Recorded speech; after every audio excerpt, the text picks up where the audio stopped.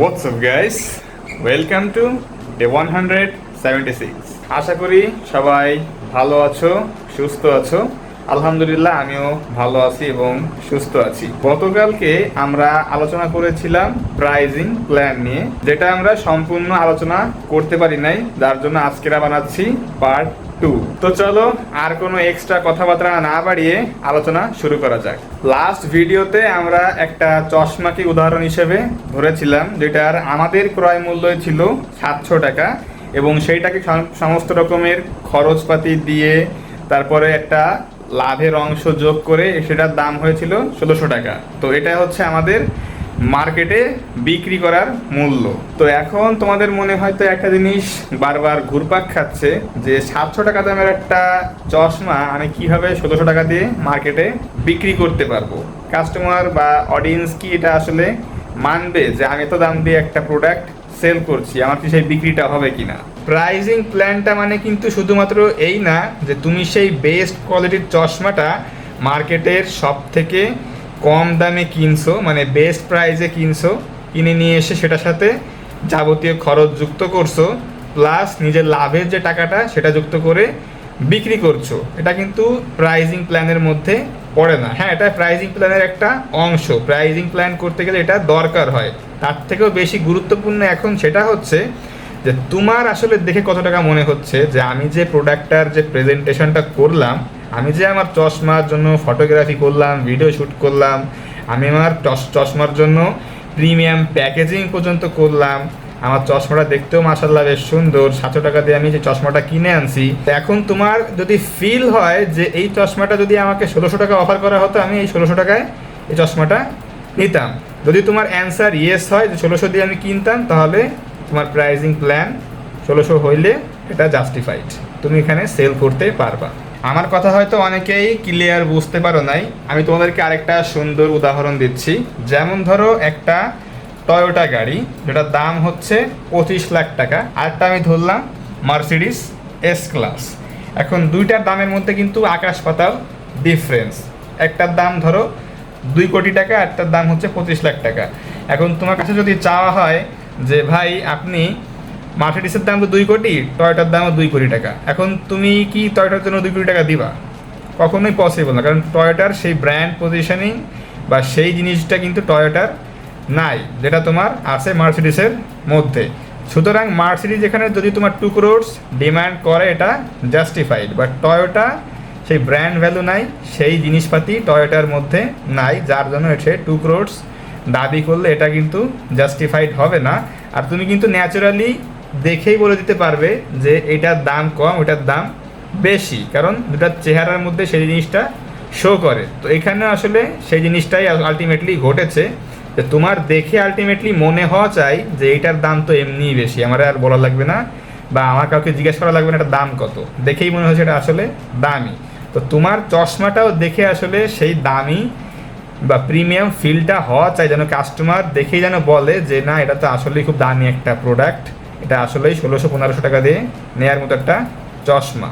Overall তোমার নিজের যদি মনে হয় যে আমার বিক্রি করা এই সেম চশমাটা যদি অন্য কেউ আমাকে বিক্রি করতো, যদি চাইতো যে এটার দাম 1600 টাকা, তাহলে আমি এটা কি দিতাম কিনা? যদি আমি দিতাম তাহলে এটা আমি 1600-তে বিক্রি করতে পারবো, পাবলিক এটা নেবে। আর যদি তোমার মনে সায় দেয় যে না এটা 1600 টাকা আমি জীবনেও নিতাম না, তাহলে তোমার এই প্রোডাক্ট পাবলিক কিনবেও না। সুতরাং নিজের মনে আগে সায় দেওয়া লাগবে যে এটা আসলেই পসিবল কি পসিবল না। আরেকটা বড় মিস্টেক আমাদের ব্যবসায়ীরা করে কি, তারা সবসময় চায় তাদের প্রোডাক্ট সবাই কিনুক। এখন যেমন ধরো তুমি সেই চশমাটা অনলাইনে অ্যাড দিলা, দাম ফিক্স করলা 1600 টাকা। এখন কিছু কিছু কাস্টমার আসবে, তারা এসে বার্গেনিং করবে, ভাই এত দাম কেন, এত ওভার প্রাইস কেন, বেশি দাম হয়ে যাচ্ছে, 700 হইলে দেন বা 800 বা 1000-1200 হইলে দেন, নিয়ে নিচ্ছি। তো এরকম কাস্টমার কিন্তু অ্যাভেলেবেল আসতেই থাকবে, সবাই কিন্তু তোমাকে সেই 1600 টাকা দিয়ে প্রোডাক্টটা কিনবে না। এখন অনেক ব্যবসায়ী করবে কি, বিক্রি করার জন্য সেই প্রোডাক্টের দাম কমিয়ে ফেলবে। চশমার দাম ছিল 1600, সেখান থেকে সে করবে কি, আচ্ছা ভাই আপনি তাহলে 1400 দেন, আপনি 1200 বলছেন, আপনার কথা থাকুক আমার কথাও থাকুক, আমরা একটা সেটেলমেন্ট করি, আমার 1400 টাকা রাখেন, তারপরে হচ্ছে নিয়ে যান। এইভাবে হচ্ছে পরে কাস্টমারও ভাবে যে কী ব্যাপার, এর প্রোডাক্টের দাম 1600, ইজিলি আমিও বললাম আর এও নেমে আসলো। এখানে কিন্তু আলটিমেটলি সেই ইমপ্রেশনটা খারাপ হয়ে যাচ্ছে, তুমি তোমার ব্র্যান্ড ভ্যালু নিজেই ডাউন করছো। তুমি তোমার এই চশমাটা বানিয়েছো মূলত প্রিমিয়াম কাস্টমারদের জন্য, সুতরাং যখন সেই প্রিমিয়াম কাস্টমাররাই দেখবে যে তুমি তোমার এই চশমাটা এরকম ডিসকাউন্টে বিক্রি করছো, কাস্টমার বার্গেনগুলো তুমি অল্পতেই প্রোডাক্ট ইজিলি তুমি সেই দামটা কমিয়ে এনে বিক্রি করছো, তোমার প্রিমিয়াম কাস্টমারও কিন্তু পরে সেই ভ্যালুটা বুঝবে না। তারা বুঝবে যে এই প্রোডাক্টটা আসলেই চিপ, এর কোনো ভ্যালু নাই, এ চাইলেই কম দামে কিনা যাচ্ছে, যার ফলে কিন্তু প্রিমিয়াম কাস্টমারও সাইট থেকে সরে যাবে, তোমার কাছে আর আসবে না। সো এর জন্যই আমি বলবো একদম শুরুতে তুমি তোমার প্রোডাক্টের প্রাইস যেটা সিলেক্ট করছো ওইটাই রাখো, এর থেকে কমায়ও না, এতে কিন্তু ব্র্যান্ড ভ্যালু ডাউন খেয়ে যাবে, কাস্টমারও আর অ্যাট্রাক্ট হবে না। আমি যদি আজকে কিছু বড় বড় ডিজাইনার ব্র্যান্ডের নাম উল্লেখ করি, যেমন ধরো লুই ভিটন, গুচি, প্রাডা, ডিওর, এইসব ব্র্যান্ড যদি তুমি একটু খেয়াল করে দেখো, এদের প্রোডাক্টের প্রাইস কিন্তু লাখ টাকার উপর থেকে শুরু হয়। এরা কিন্তু যেমন ধরো এরা কিন্তু প্রতিনিয়ত অনেক কাস্টমার এদের শোরুমে যাওয়া আসা করে, প্রোডাক্ট দেখে, এটা কিন্তু যদি বার্গেনিং করে এরা কিন্তু কখনো প্রাইস কমাবে না, জীবনেও কমাবে না। যদি তোমার সেল না হয় কোনো কিছু এদের যায় আসে না, এরা কখনোই সেই প্রোডাক্টের প্রাইস ডিক্রিজ করবে না। যদি ডিক্রিজ করে তাহলে এদের সেই ব্র্যান্ড ভ্যালু ডাউন হয়ে যাবে, এরা সেটা খুব ভালো মতো জানে।